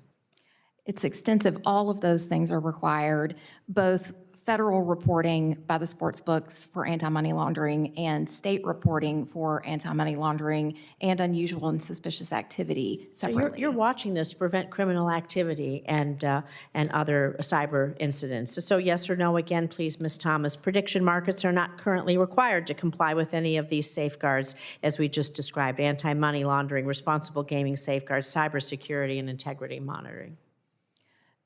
No, not to my knowledge. Not to your knowledge, thank you. I'm going to ask a similar question again. How do operators today coordinate with state and tribal gaming regulators? Our sports leagues, you've touched on this, law enforcement and integrity monitoring firms to identify suspicious activity and protect consumers. We are in constant contact with all stakeholders, leagues, integrity monitors, our partners in other states, including Nevada. We are very close with all of our partners, and we have to be in constant communication so we can share important information. So you're very diligent in this. And so yes or no again, Ms. Thomas, prediction markets are not currently required to comply with any of these safeguards. Would that be correct to the best of your knowledge? No, yes, correct, not to the best of my knowledge. Thank you. Mr. Miller, we talked a little bit, you talked about, as Senator Cantwell touched on, gaps in compliance, particularly in our tribal communities, but both for state and tribal. You know, when products that are functioning identical to legal sports betting, they're allowed to operate completely outside of state and tribal laws and regulations. What protections, oversight mechanisms, and accountability structures do you believe they're able to circumvent? And would you say this is a fair and level playing field? Well, I think that, Senator, thank you for the question. I certainly don't believe it's a fair and level playing field. We believe that getting a gaming license, whether it be in Nevada or in any other state, is a privilege. It requires significant due diligence for suitability of that licensure, the regulations around the licensee and what they apply for, and then how they behave as a licensee.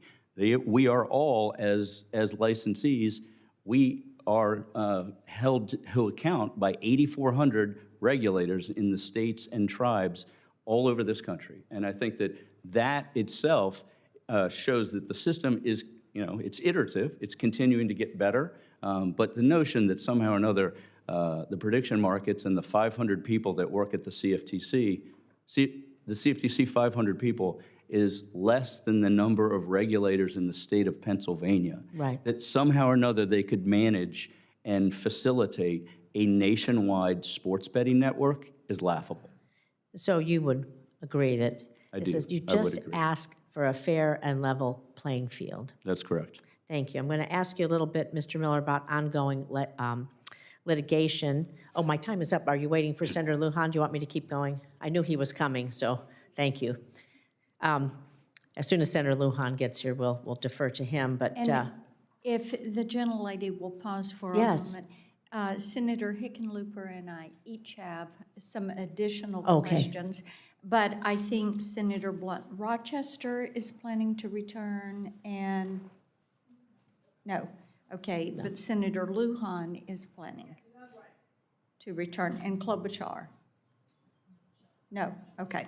All right, we'll continue. Go oh, ahead. thank you, Madam Chair. I appreciate it. I knew he was on the way, so I didn't realize I was this far over, but appreciate your consideration. So, Mr. Miller, Nevada is among many states that have been pulled into costly litigation with prediction markets to defend its right to regulate gaming within its borders. We want to regulate gaming within the state of Nevada. And so what does a nationwide litigation landscape look like today? And how long might it take for these questions to be resolved if it's left to the courts? And in your view, What are the risks if Congress doesn't step in to reaffirm that states are the primary regulators when it comes to gaming, and that Congress never intended the CFTC to regulate gambling nationwide? Well, thank you for the question. I clearly agree with you. It was never Congress's intent to create a federal Department of Gambling through the CFTC. The fact that we have, federalism in this country, that states have the rights of self-determination, and tribal nations similarly. This is how we've created a system that works in America. 8,400 regulators working every day to make sure that there's integrity in the matches, that the consumers are protected, and that the state and/or tribe benefits from this. And so, as it relates to litigation, I think that we're in 9 of the 12 circuits. And 41 state attorneys general have written the CFTC saying, stop it, knock it off. Right. It's not your purview. And these are attorneys general that span the spectrum from the furthest left to the furthest right, all agreeing that the states have the right to do this. And they are spending extraordinary amounts of money in litigation against Kalshi, against the prediction markets, and now against the CFTC, who has inserted themselves as a party using taxpayer dollars to assert their control and dominance in a world that they, quite frankly, have no business being in. Well, this is my last and final question to follow up on this. The CFTC's current approach, prediction market platforms self-certify their own contracts for trading. It's like the hen of the wolf guarding the hen house, right? And so that means they decide for themselves whether a new product complies with the law. They don't have to get any other audit, and the CFTC has 90 days to review. Can you name any other federal or state regulator that allows the entities it regulates to approve their own products in this way? I'd love to say the short answer is no. The short answer is no, but I have tried to find another agency at the local, state, or federal level that allows participants that are regulated entities to self-certify that they're adhering to government protocol. Yeah. Aren't you going to give yourself the benefit of the doubt, I guess, right? Thank you, appreciate it. Thank you. Senator Lujan, you are recognized. Madam Chair. Got all my Make this questions in, hearing, so thank you. Mr. Miller, last week, 4 New Mexico tribes sued Kalshi alleging the company's illegal offering sports betting on tribal lands in violation of the Federal Indian Gaming Regulatory Act. Now, there's other lawsuits that have also been out there. My question is, yes or no, has Congress provided exclusive gaming rights for Indian tribes? They have. And is it your belief that some of these sports betting and other predictive models are in violation of state and federal gaming laws by operating on tribal land? I do believe that's true. So is there agreement on the panel that Congress needs to do something to weigh in here? Mr. Miller? My view is Congress needs to reaffirm the rights of states and tribes. Ms. Thomas? I agree with Mr. Miller. Mr. Sullivan? Hayden, sorry. It's okay. My perspective is anyone that's offering markets on sports, no matter what, should be engaging in some type of control to make sure the integrity of the sport is preserved. Representative? I believe we have to see the CFTC rulemaking that's going on. And if Congress wants to step in and assert its authority, we welcome the conversation. But as for now, the courts and the Third Circuit in particular has given prediction markets this capacity to offer these contracts. Should these folks be able to advertise to kids? No, and the members of our coalition do not. Number one, there's a solid ban at 18. Congress can debate what is the appropriate option for securities, for commodities, for whatever it is in society. We would like to be engaged in that conversation if Congress wants to do that. But for our markets, for prediction markets, they comply with market surveillance, AML requirements, know your customer requirements. All of our members maintain an active ban list of folks that we've coordinated with leagues. We'd like to have relationships with all of them to ban folks that are insiders as designated by the people they work with or work around. And we maintain that by using technologies like I360, other surveillance techniques like geolocation. And in particular, when it comes to tribal issues, I think it's very important that anyone who's engaged with tribes respect their treaty rights that have been longstanding in this country and have been and should be affirmed by the courts and Congress. I appreciate your thorough response on that last one. I should have said Mr. Chairman, but it's always good to see you, Patrick. Dr. Levant? Congress most certainly, and I think this hearing proves it, must certainly step in with prediction markets, but Congress needs to go further. And this is where I come back to my disagreement with Mr. Miller and the AGA. It's ironic to me that the AGA is asking Congress for help with prediction markets, but yet telling you at the same time you have no role in regulating sports betting. There needs to be minimum federal safety standards enacted governing sports betting, which will also recognize the sovereignty of states to go further if they like. But this is too big, involving too many entities. There's no way to prevent harm without Congress stepping in and creating minimum federal safety standards, sir. I agree with that, sir. Now, Madam Chair, while I know this hearing is on the subject of sports betting integrity in America, there's one thing I wanted to raise today, because it's sports betting proximate. And maybe there's some folks in this room that like to collect trading cards, baseball cards, soccer cards, Pokemon cards, cards of cards. There's even cards of members of the Senate and the House of Representatives. The reason I'm raising this is I don't know how many of you, has anyone in this room heard about whatnot.com? Anybody? I see a few yeses. Look, this is a company that's being sued right now over illegal lottery and gambling. And what they do is you buy into this website and they draw your name, they spin whatever the hell that they do, and they let kids start doing this with credit cards. And people have gotten in debt. And I just certainly hope that when we choose to clamp down on protecting kids, that we do it in all these spaces. This is ridiculous that people are getting addicted to this kind of nonsense, that kids are getting in debt, they're getting their parents in debt, they're driving up credit cards. And I certainly hope these people get put out of business with the kind of nonsense with what they're doing to prey on some of the most vulnerable people in America. I do not want to distract from this important hearing on what we're doing here. But Madam Chair, I know this is an area of interest when we talk about kids. I just certainly hope that we can dig in, we can ask the experts, and we can look at this, and that we don't forget about people like this that are also preying on kids as well. So thank you for the indulgence, for the time, and everyone that's here today. I really appreciate your time today.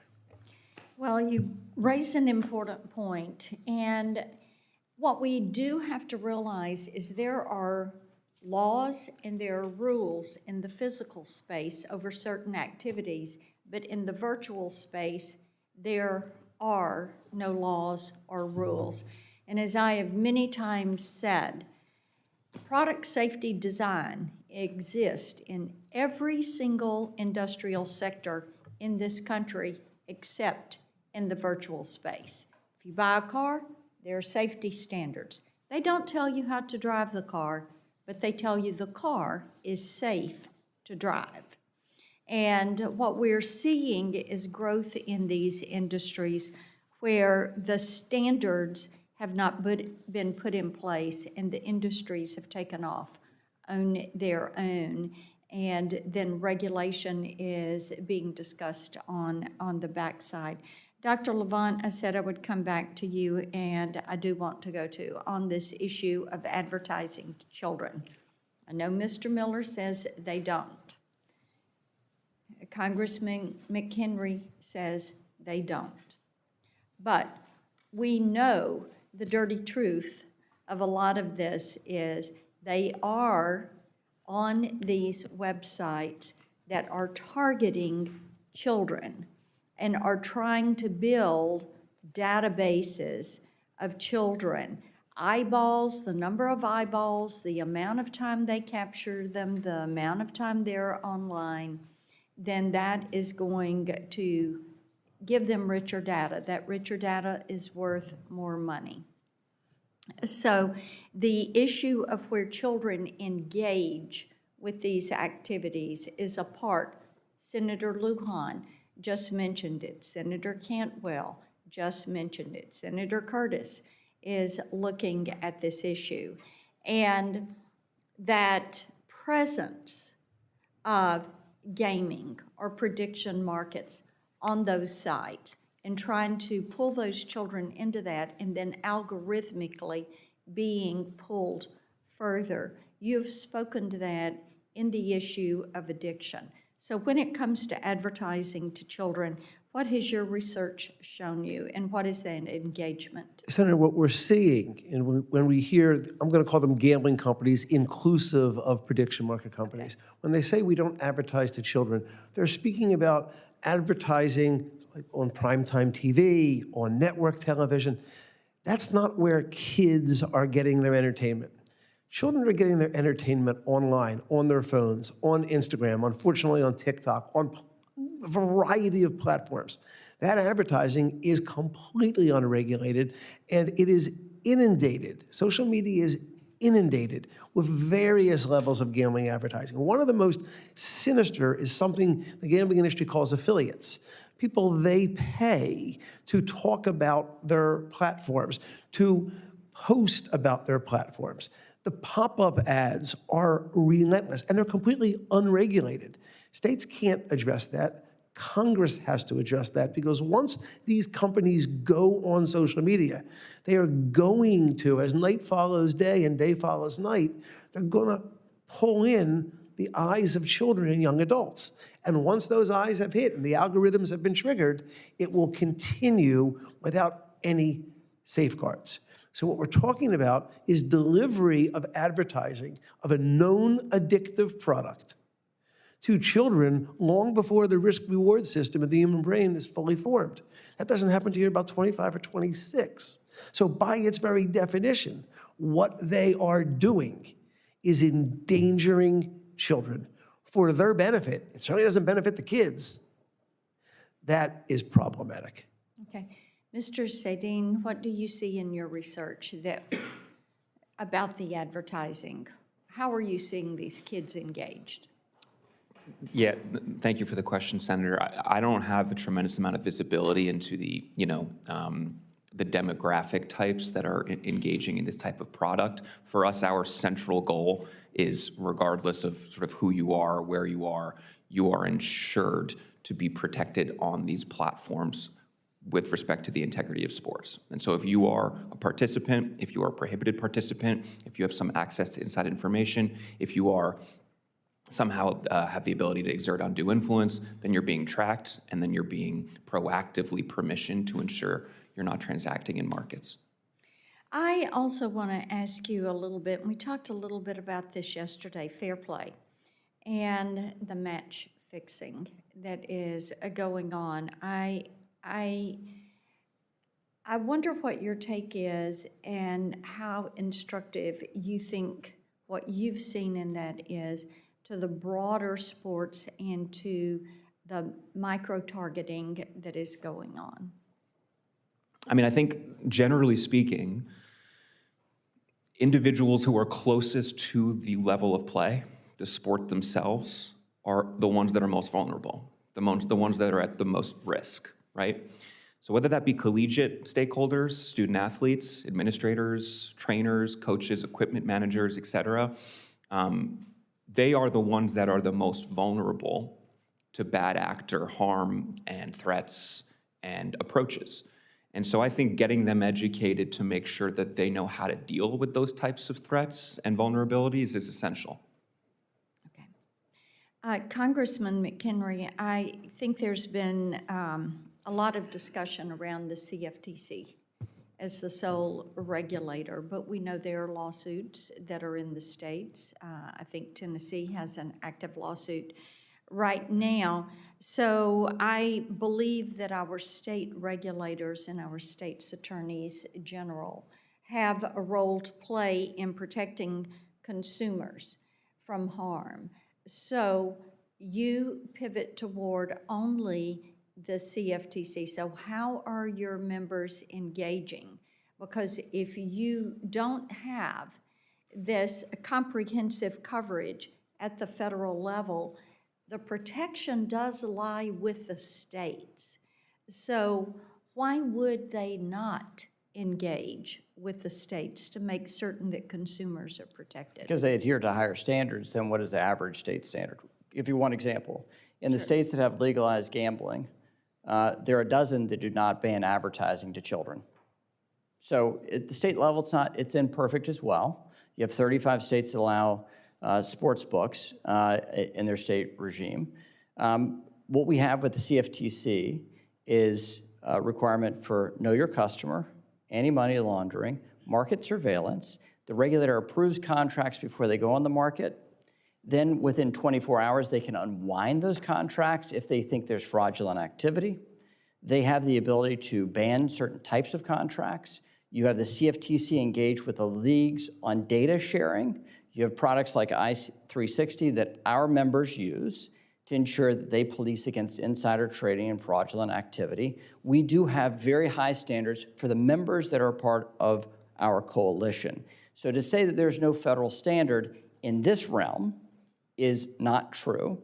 In the general realm that you're describing, the broader digital realm, you're absolutely right. It is a very complicated space. But for these regulated prediction markets, what they're doing is using new technology to access a very old type of exchange of a swaps market that has been around for 100 years, has been regulated at the state level, then to the federal level with the creation of the CFTC.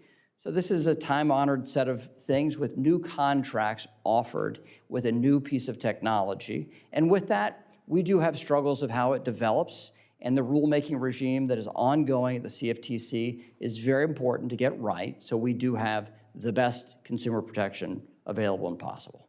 Thank you. Senator Hickenlooper. Thank you, Madam Chair. Dr. Levant, I've got a couple questions for you.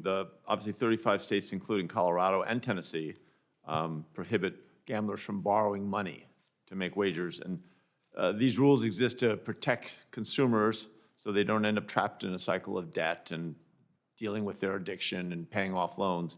Kalshi recently asked the CFTC for approval to offer its consumers these same admittedly risky loans so they can place bets using money they don't have. This week, we sent a letter to the CFTC urging them to reject Kalshi's application. Based on your experience working with people affected, by problem gambling, is it dangerous for consumers to borrow money to bet on prediction markets? It's extremely dangerous. No one should be borrowing money to gamble with, period. In addition to that, I will tell you who does borrow money to gamble. Addicts borrow money to gamble, and people prone to addiction borrow money to gamble. All right, thank you. I agree with that. Let me also ask you, since I've got you on the mic, comeback programs, often referred to as VIP retention or win back, generally are used to reactivate lapsed accounts. They do so by flagging accounts for aggressive re-enrollment, often highlighting their previous big wins, that same addictive juice that is almost, for some people, is almost unavoidable or irresistible, I should say. When utilized on players who have proactively blocked themselves from the app, which they call self-exclusion, these tactics are, highly controversial. I think in some cases they are illegal. Self-exclusion should be, to my understanding, irreversible, and it should last 6 months or to a lifetime, whatever someone makes that decision. Shouldn't they be protected from this type of advertising? Self-exclusion, unfortunately, is a state-by-state matter. We don't have a federal self-exclusion. I will share with you two real-life events. One just happened last week. A client who had gone on a one-year self-exclusion. Took this person quite a while to get to the point to have the courage to go on the one-year self-exclusion. And at 40 seconds past the hour of the exact 1 year, this client received an email that was offering them a welcome back opportunity and a welcome back bonus. And when I looked at the fine print on the offer, it was tailored to their player number that they had before. I will also, and I'm happy to make this available to the committee, I brought with me today the copy of an email that a client of mine received. And this client was not on self-exclusion, but they had been a very active gambler, and for 6 weeks didn't make a bet. They were in treatment, they didn't make a bet. About 6 weeks later, they received an email from what is labeled the DraftKings VIP Comeback Series. And it starts with, I've got some exciting news for you. Your account has caught our eye, and we're thrilled to extend an invitation, and it goes on from there. That is as predatory as it gets. And if this were another addictive product, if this were alcohol or tobacco, we'd shut it down instantly if a bar was exhibiting that type of predatory behavior. In gambling, they call them VIP programs.